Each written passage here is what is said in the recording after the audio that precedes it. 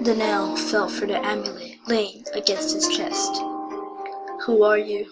"I am the one that you called upon." The entity remained featureless even under the moonlight.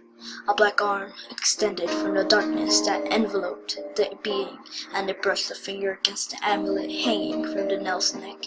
The nail looked down at his amulet. "You are Baal?" "Yes," came the hissing response. "I didn't call you here. I have no need of you, Baal." Daniel was more nervous than his bold statement made him appear. "Oh, but you did call me here. Every time you rub that object around your neck, you call out my name. And yes, you do need me." The nail's hand released the amulet. He found the simple stone carving in the dirt several years later. At the time, he'd recognized it was a depiction of Baal, one of the deities worshipped by its people. He began wearing it, not out of reverence, not out of fear, but simply because it was something to wear. Something that was to distinguish him from the other nameless soldiers with whom he shared ranks. The truth was, he'd always had very little use for the deities of his people. He didn't find it necessary to pray to them, and didn't feel the need to honor them. Before that night, he wasn't even sure they were real. Yet, there he found himself, standing next to a creature that could only be a deity. The visitor continued. "This plan of yours to sneak into the city through a tunnel, this plan is foolish." The scorn in his voice was evident. "You will not succeed. You will die. Kira will die. Donatello will die." The nail started to feel fear, which was an extremely rare emotion for him. The concept of the deities had never made him afraid before. But right then, having one stand directly before him, it was a completely new and frightening experience. The people about Baal were never pleasant. He didn't rule with benevolence, but used intimidation and fear to force people towards his will. He reveled in trickery and deceit. He bathed in blood and felt out of sadness. Baal's voice took a friendlier turn. "But you don't all have to die. I can get you into the city and out again. However, it will require a sacrifice on your part." With that last statement, he turned and looked at Carrot, who was in a deep sleep. A look of realization slowly formed on the nail's face. "You want me to kill my friend?"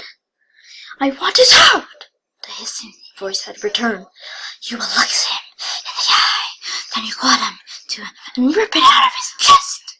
Then you give it to me. In return, I'll grant you the power to go into the city and safely retrieve one person of your choosing." Slowly, the nail shook his head back and forth. "I won't do it. He's my friend, my only friend. Do you really think that you'll be able to sneak past that army? You'll all die. If you walk the path I set out for you, then only he dies." The nail agonized over the choice. The more he thought about Carrot's plan, the more he came to believe that it was a fool's errand that could only end in tragedy. The dark figure stood patiently by while the nail debated himself in torment. Finally, his pragmatic nature and his training as a soldier led him to make a difficult decision. "I'll sacrifice my friend to you, and I'll give him his heart, but first, you must grant me 3 truths before I commit." The nail couldn't bring himself to look at the entity as he spoke. 3 truths, of course. You would be a fool not to ask me that. As seen as the figure might have smiled as he said those words. The nail had been well versed in the legends and superstitions of his people. Even though he never put too much faith in them, the tradition of the 3 truths stated that a person, while dealing with a deity, could request that 3 questions be answered truthfully. Did the deity agree to answer the questions, it would be unable to lie. The question could be only asked in a yes or no format, though the deity could provide additional information if it chose to. The priest of Danos deity swore this to be true, and the man formerly of Littleface was about to put their teaching to the test. Dano took a moment to compose his thoughts. He knew that there was a good chance Baal was involved in some sort of trickery, and it was possible that nothing he said up to the point was true, but he had to ask smart questions. A sudden panic feeling fell upon him as he thought to himself that Donatia might have passed away in his absence. Our first question is Donatia still alive? Baal nodded his head. Yes, she is alive. She is healthy.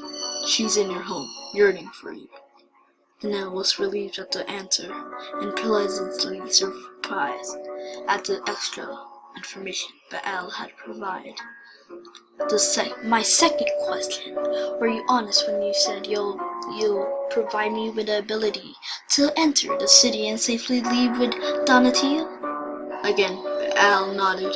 Yes. So as long as you give me my friend's heart, you can leave with Donatia, or perhaps your father, or maybe your brother. You can pick anyone in the city. Danelle wanted to smile, but held back. He thought to himself, now I understand his trickery. He thinks I care for my father and brother. He thinks I'm going to have a difficult time choosing who to take. But Al didn't appear to know that. Danelle hated both his father and his brother.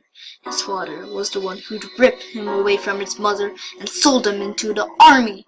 He barely knew his brother, and he knew that he was an offer man who wasn't worthy of saving. The choice would be easy, very easy, but he didn't want an emotional expression to portray him to Baal. He forced the look of turmoil upon his face to hide his true feelings. Feeling more confident in the past Baal had laid out for him, his concern turned back to Garrett. He knew that people sacrificed to Baal were often killed in the most excruciating ways possible. My third question: you told me that you wanted Kurt's heart cut out? That would be long and painful for him. Will you allow a quick death?